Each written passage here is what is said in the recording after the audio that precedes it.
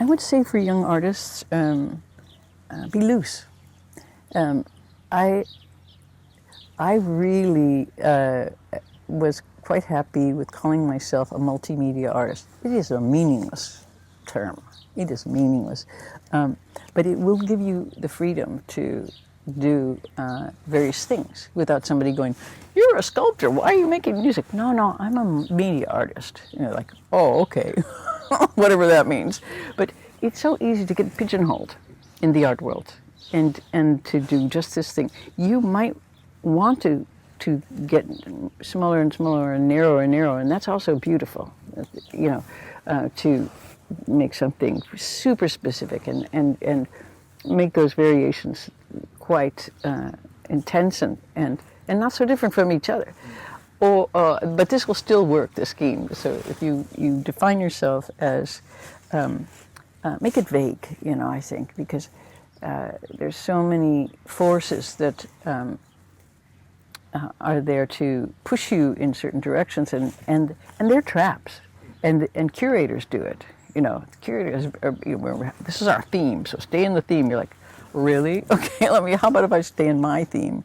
Get let your own interest and your own obsession rule that, and don't, you know, don't be caught in that trap of definition. And because it's a corporate tool, it's like, I realized that it's all about sales. You know, it's not to help you make your work. It is to help other people sell your work, which is, you know, it's also important. I'm not like I am a 21st century citizen in a highly corporate world, but and I'm not a snob about that, really.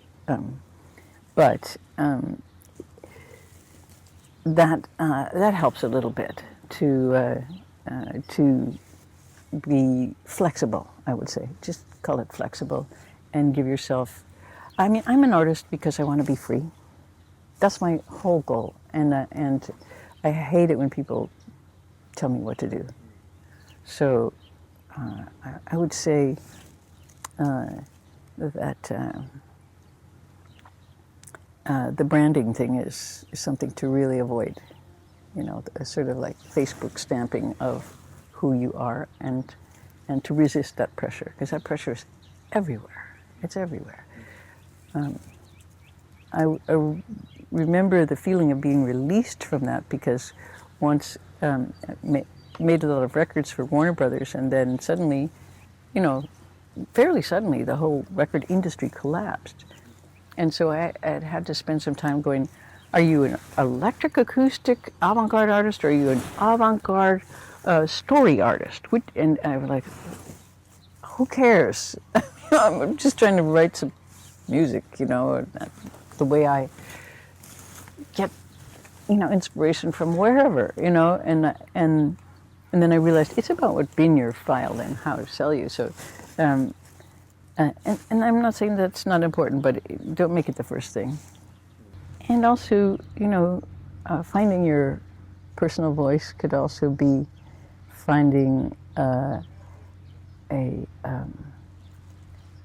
one that doesn't express you. I'm not so wedded to the idea that art is personal expression and that it's good for you personally. I mean, it may be, but there are many different ways to express things. You could try to.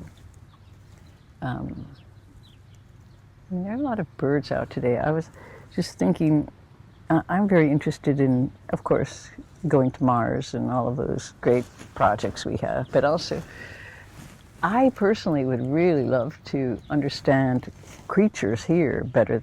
So let's say you wanted to really understand the language of birds and how to make music that they would kind of go, yes. That's not self-expression. That's just like curiosity about being in the world and kind of going, let's make some music. So, you know, whatever makes you free, and it makes you feel really free and really good, that's what to do. It's really simple.